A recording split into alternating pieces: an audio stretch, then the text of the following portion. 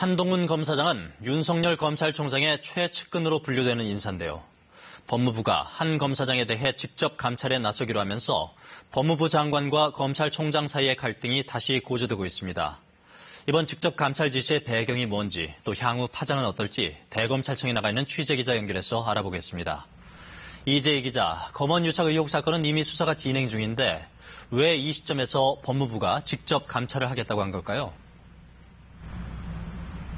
네, 검찰 수사가 제대로 이루어질지 믿기 어렵다는 추미애 장관의 판단에 따른 것으로 보입니다.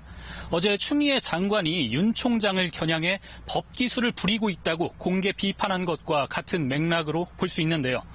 결국 검언 유착 의혹 사건에 대한 윤 총장의 전문수사 자문단 소집 결정을 문제 삼은 것이라는 분석입니다. 수사 적정성을 판단할 자문단의 구성과 심의 내용, 결과 등이 모두 비공개로 이루어지는데요.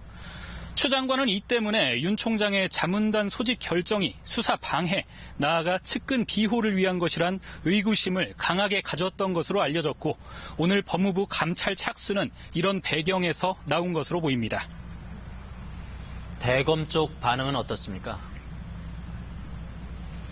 네, 대검은 아무런 입장을 내놓지 않고 있습니다. 하지만 대검 관계자들의 얘기를 들어보면 법무부의 조치에 불만스러운 분위기가 읽힙니다.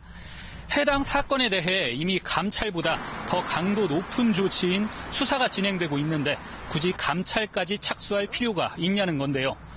수사자문단 역시 검찰 수사의 적정성을 따지기 위해 법무부에서 적극 활용하라고 장려한 제도인데 왜 지금은 못 믿겠다고 하느냐, 이해하기 어렵다, 이런 반응도 나오고 있습니다. 법무부와 검찰의 갈등이 다시 격화되는 상황인데 추미애 장관이 오늘 더 수위 높은 발언을 했다고요? 네, 오늘도 추 장관이 윤 총장을 겨냥해 목소리를 높였습니다. 공수처 공청회에선 검찰 스스로가 정치를 하는 듯 왜곡된 수사를 목격해왔다고 말했고요. 이어 국회 행사에선 더 센 발언을 했습니다. 윤 총장이 한명숙 전 총리 수사팀의 증언 조작 의혹 사건 조사 관련 지시를 제대로 이행하지 않았다라는 건데요.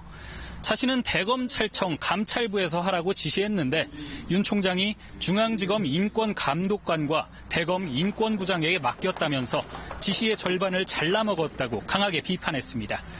그러면서 이틀 전 문재인 대통령이 법무부와 검찰의 협력을 당부한 건 인권수사 제도 개선에 대한 것이었다며 이번 조치와는 무관하다는 점을 강조하기도 했습니다. 지금까지 대검찰청에서 KBS 뉴스 이재입니다.